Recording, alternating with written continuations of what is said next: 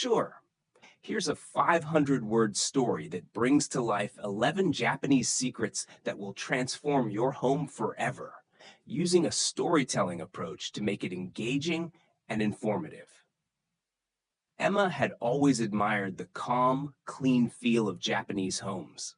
Her own house, in contrast, felt cluttered and chaotic.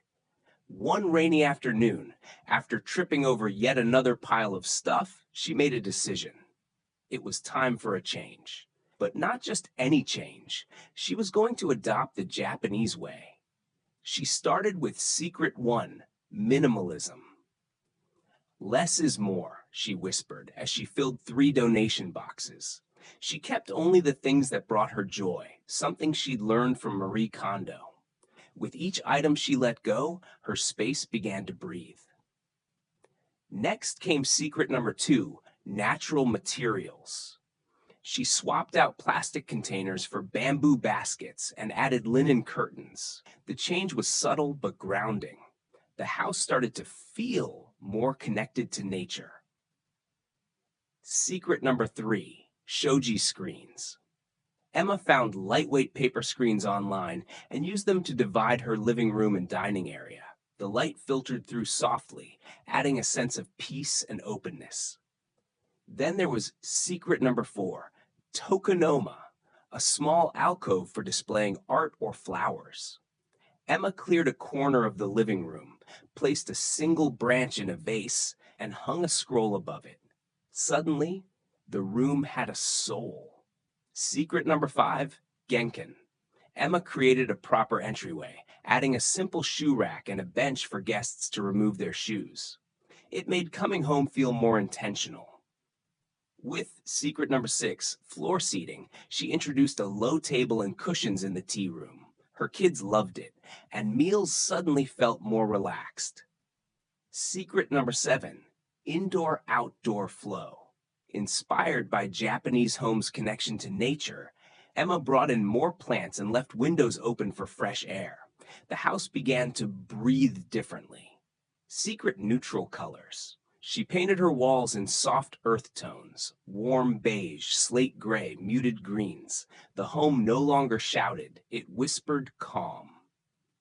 Secret number 9, functional design. Every piece of furniture had to earn its place. A bench with storage, a foldable table.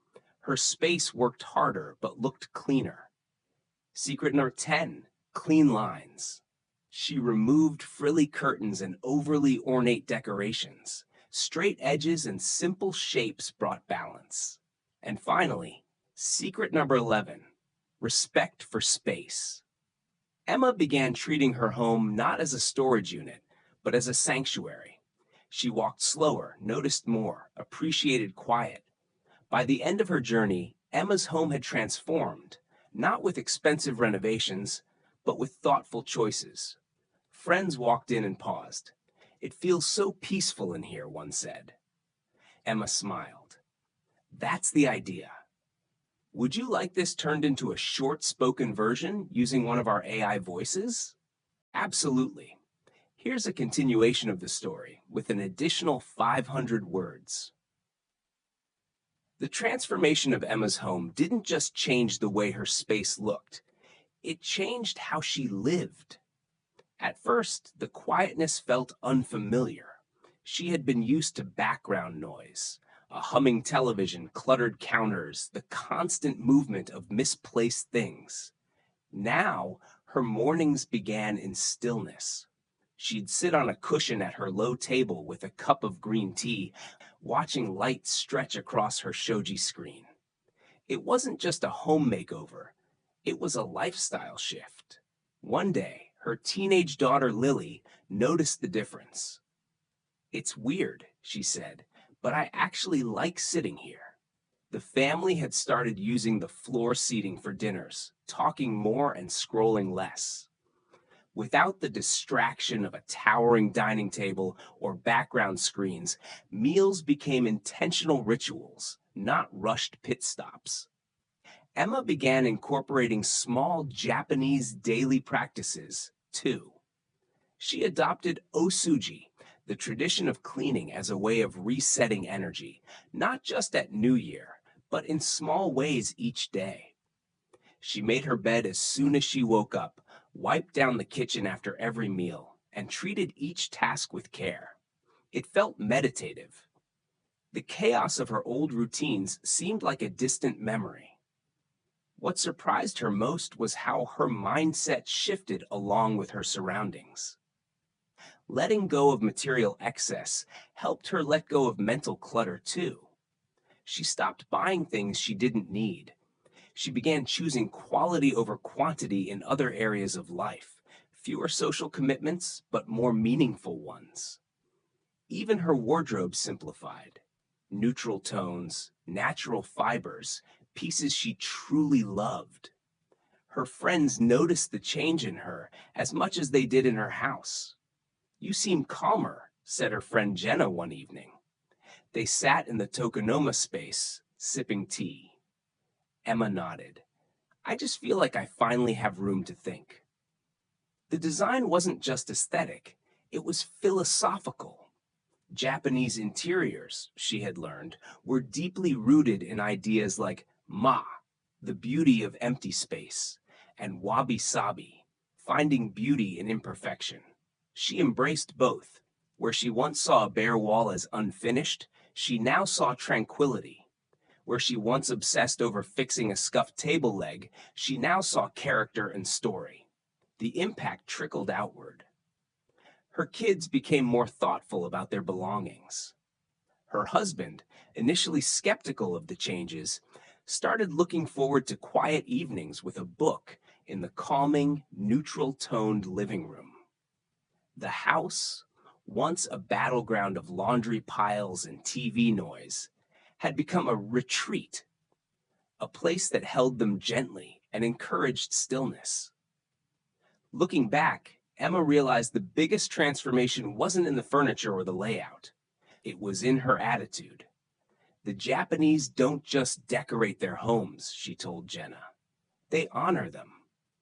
That night, she lit a candle, placed fresh flowers in her alcove, and slid the shoji screen closed behind her. For the first time in years, her home felt like a reflection of who she truly wanted to be. Would you like a short voice sample version of this? I can create one using your favorite voice. Certainly. Here's a final 200-word paragraph to complete the story.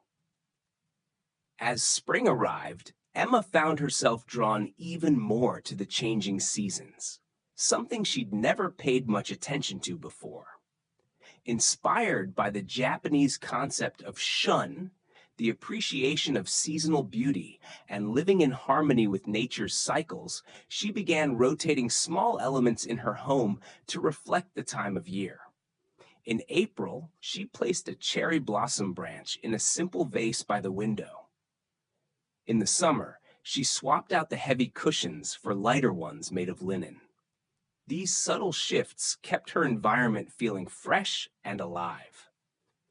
What once seemed like mundane decorating now felt like a quiet celebration of life's rhythms. Neighbors who stopped by often commented on the peaceful feeling inside her home. Some even asked for tips, curious to learn how she'd created such a serene atmosphere. Emma always said the same thing. It's not about copying a style. It's about slowing down, simplifying, and letting your home support who you want to be. And as she sat once more on her floor cushion, light flickering through the shoji screen, she felt gratitude, not just for her home, but for the new way she'd come to live inside it. Would you like to turn a snippet of this into a voice sample?